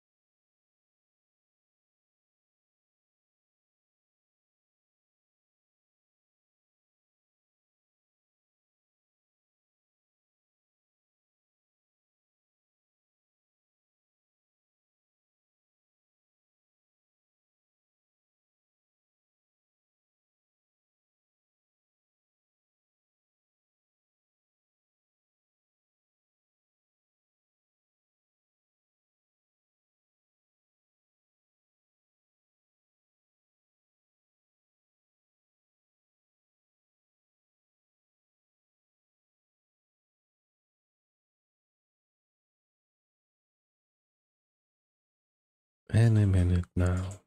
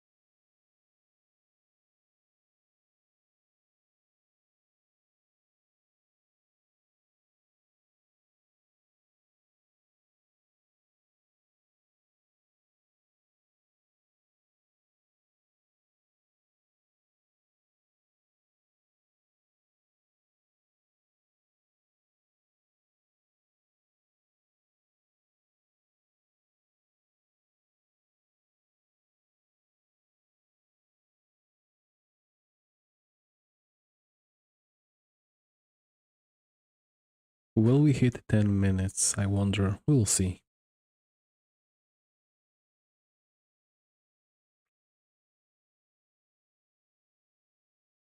Or maybe maybe now I've hit the Docker pull limit. Because what does it mean? Image pull back off.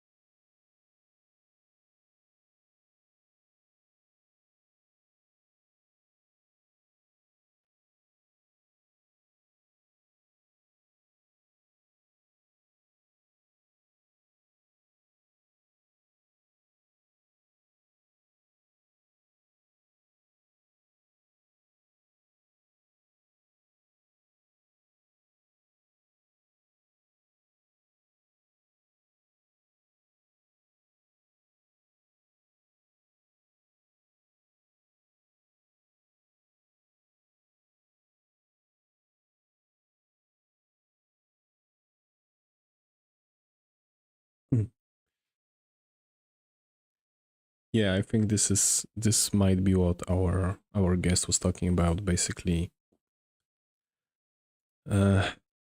basically, it cannot it has hit a limit and can't download those.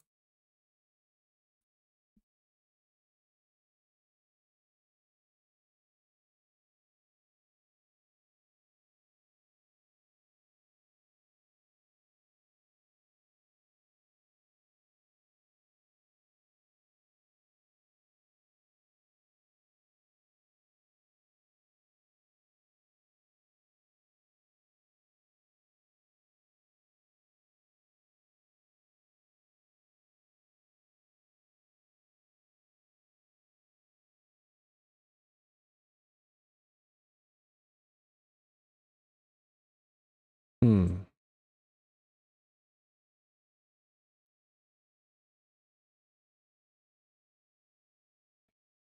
So now we have 1, 2, 3, 4 image pull backoffs. Okay.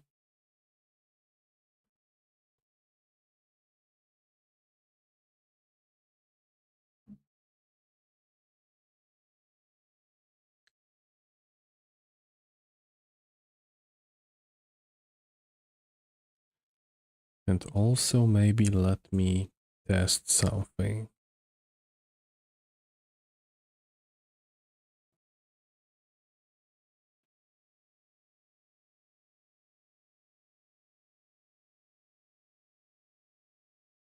Okay.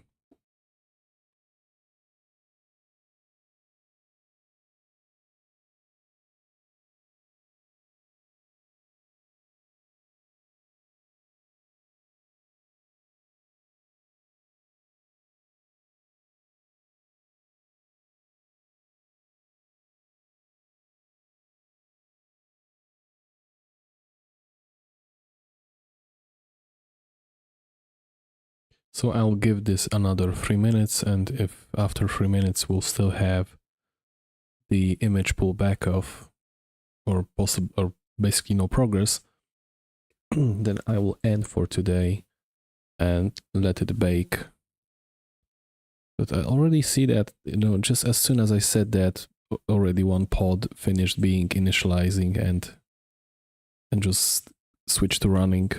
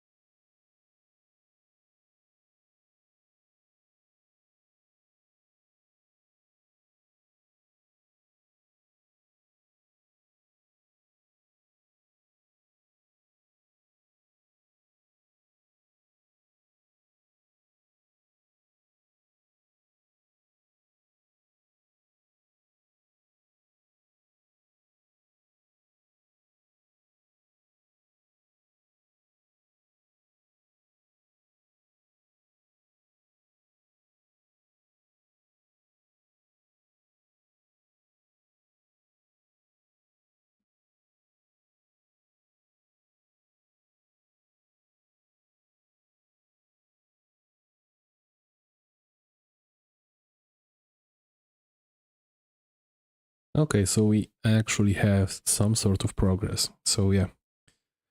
So this will be another waiting game.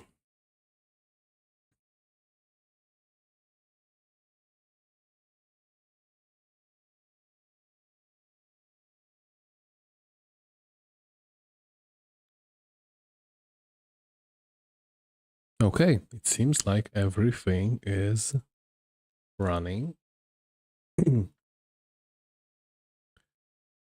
So at least we have all of the images downloaded.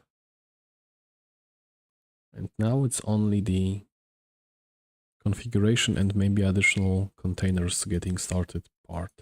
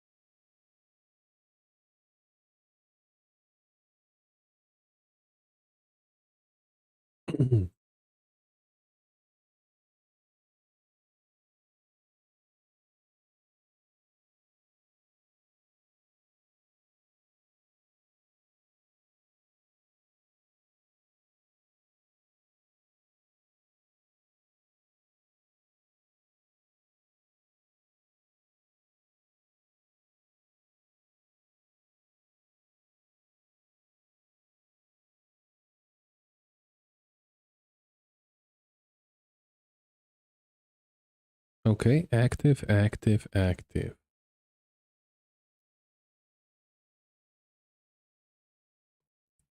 Okay, and this is done. Okay, so this, the longest part is done. So now we come to the crucial part.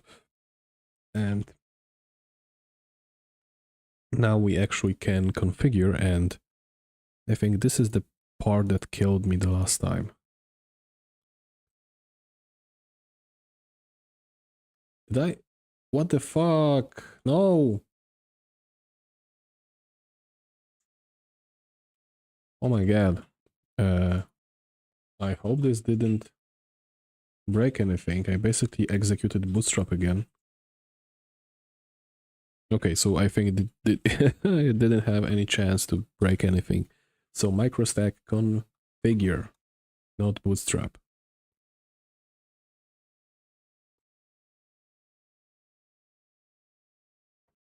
And now we will go with all the default values.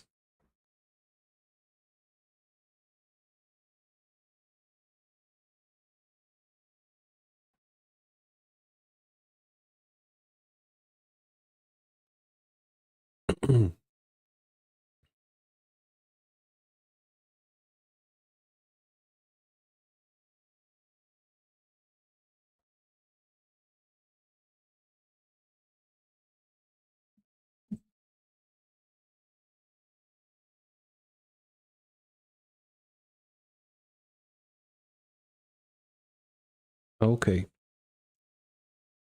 So I will save this.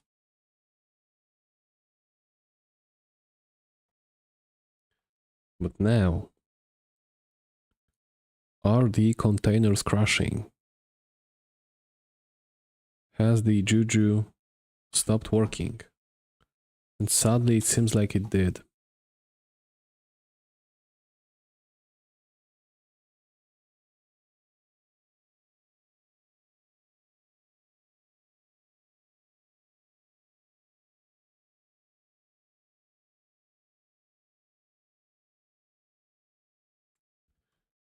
So this might be the first sign of something not working.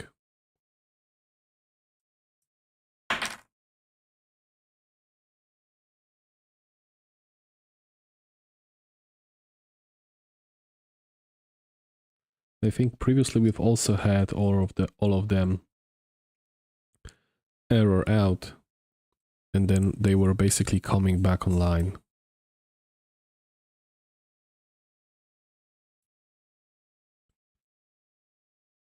So maybe, let me also check.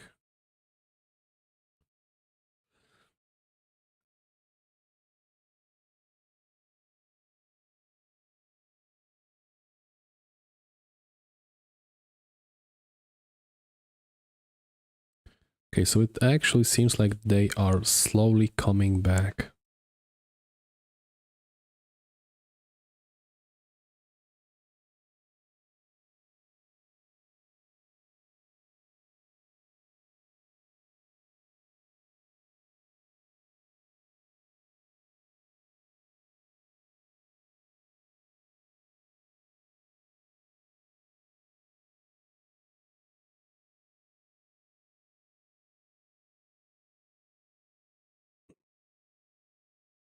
I mean, man, I really would like to have this end as a win today. Yep, they seem to be coming back. Now I only hope that they will not be constantly crashing and looping.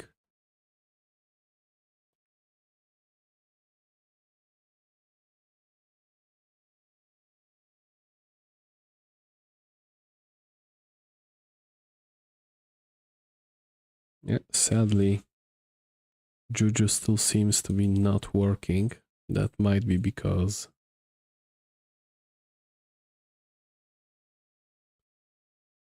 something here is not running yet.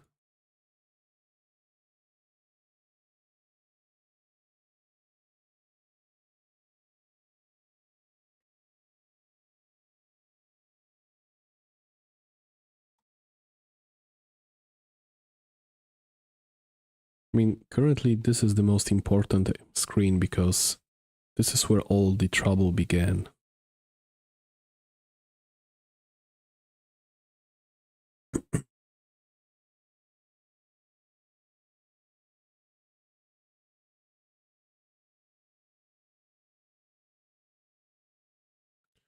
But I think now that I see that we have here more than one, here and here, I'm actually positive about this. This might not be so bad. This might actually work this time.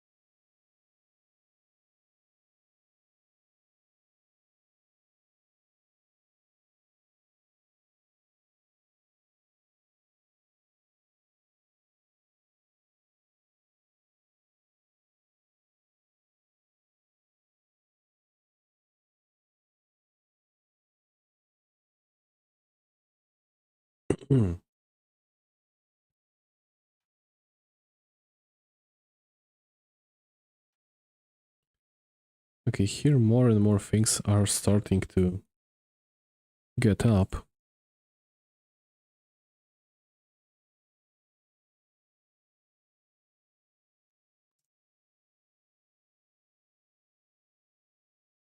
So what else I can do is I can install Redir.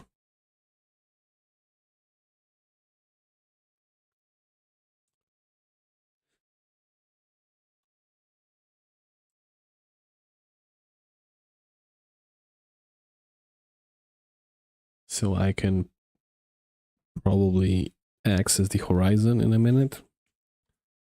But even before that, oh shit. But hey, this is only this one. And how did we check? How did we check previously?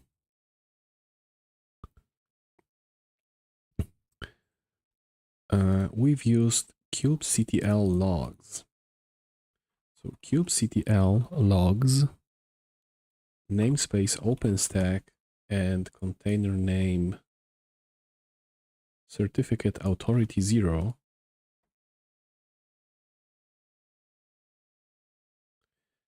Unable to connect to API, dial TCP 10.152. Okay, so this is the same error we've had previously. Oh, and here you go. Okay, here we are. So I think that one other problem is that we need to set the subnet to this, because previously it was also, maybe it wasn't. No, I think this was the same subnet.